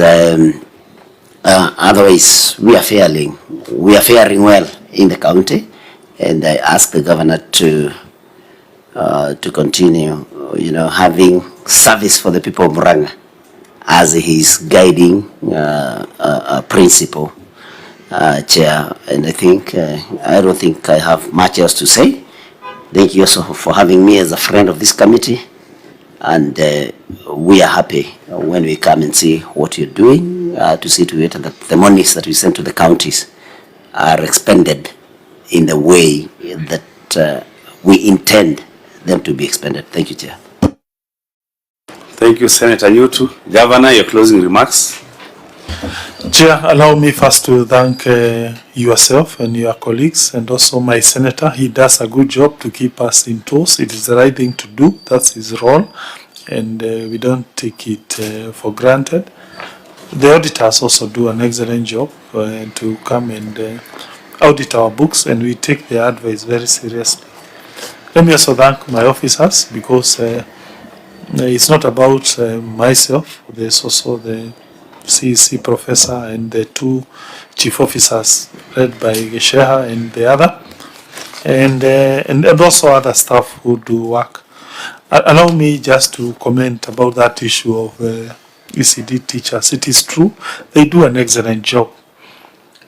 Research seems to suggest that the mind of a child, or rather the mind of any human being, grows fastest in the ages between 5 and 0. That then means if you want, the best interventions you can do to a human being can only have effect if done between 5 and 0. So therefore, what the work they do is so important for the future generation that indeed we need to think about it. What are we doing about it? Okay, it is true. The only reason we are always assistant on that issue is the wage bill. And when you see at 54%, one option was we fire people. We refused, because we know these people have families. And the other option we thought, okay, is we push our own source revenue, which we have done. It used to be about 500 million. It is now 1.3 billion as at the last financial year. But that's not enough for us to shepherd this, because we also have other programs. So there are two possible ways we are looking into that issue. Number one, staggered. We consider them in a staggered manner. And that may take years, but that's one of the areas we are discussing as a cabinet. We also know that once we do that, we have to consider employees who used to be called casuals. We know how employees look at things. If you help one cohort, the other one has to say, even us. Remember, when we came into office, we found 1,300 casual employees in Murang'a who did not have a payslip, who did not have a payroll number. We transitioned them to contracts, which then made them access loans, and at least they are now better. But you see now, there are 1,300 under contract. We have then ECD teachers, about 1,000. Who are under contract. That then means if you transition this ECD to P&P, even the other group of 1,300 will say, okay, where are we, even us? And therefore, we believe that the transitioning should be by both sets of employees. Otherwise, you will create what we call labor disharmony. Looking at that thing in totality, that then means because of the huge cost implication, the only logical thing is to do it in phases. We agree, let's say we start with maybe graduates, we cascade to diploma holders, we then cascade to certificate holders over a certain period of time to avoid a situation where people are saying we are being discriminated or not. When that happens, we are yet to decide. We are still looking at the finances, and because as you can see, you have seen how our wage bill has a problem of that 1.something billion. Then the final point is the second possible remedy to this is what we are doing at Del Monte. Murang'a County has some land which we have called in industrialists to come and invest. We decided it's not free land. People have to pay for it. Okay, there was some valuation, some due process, and we thank National Government, Ministry of Lands, because they helped us even to do the surveying. We have a law passed by the Assembly of Murang'a that shepherds the process, and when we advertised, the projected income was about 2 billion. The people who were given about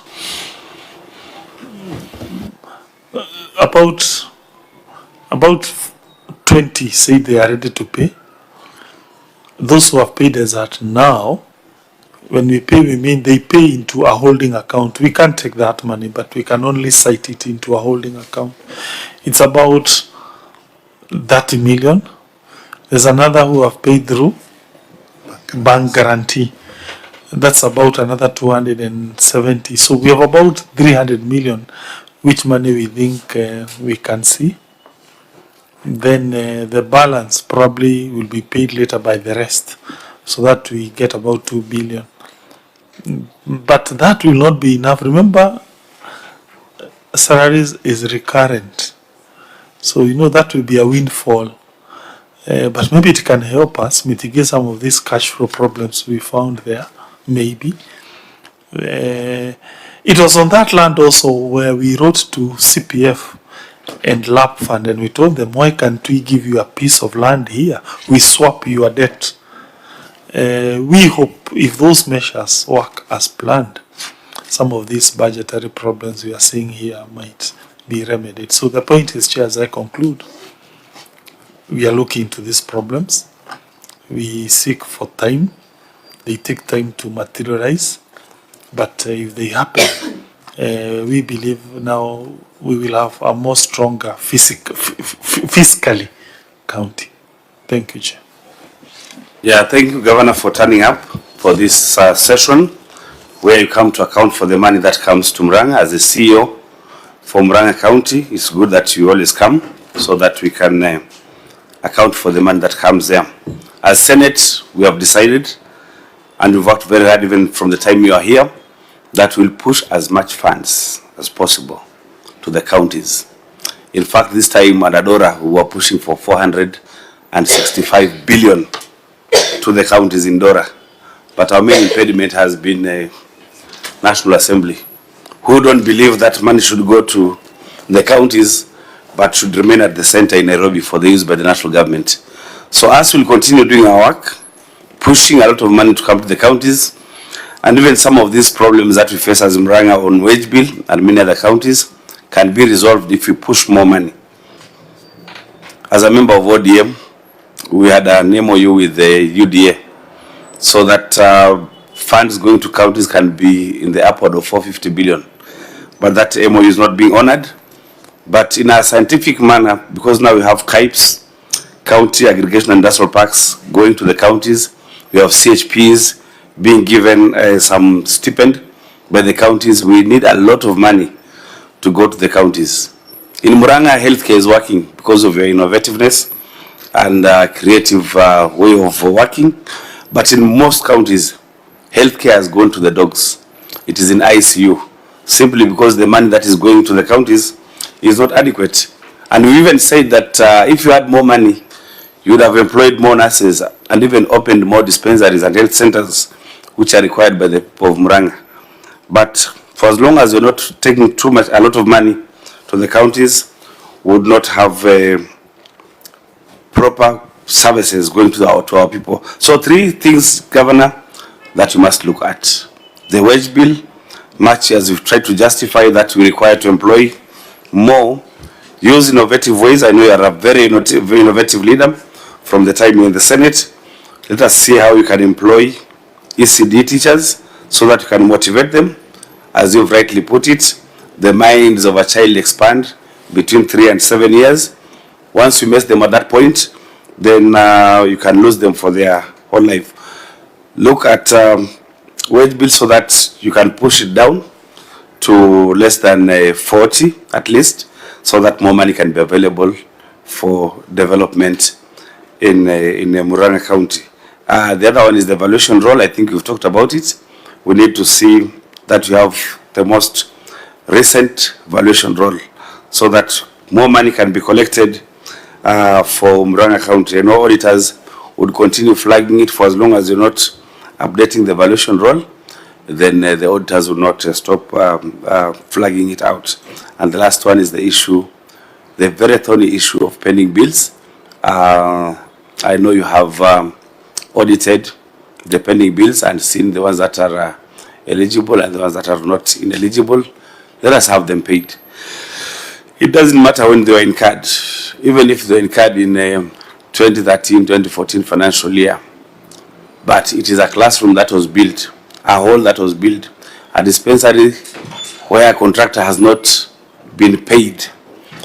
That facility is in use. Make arrangements so that those people are paid. They're our people after all.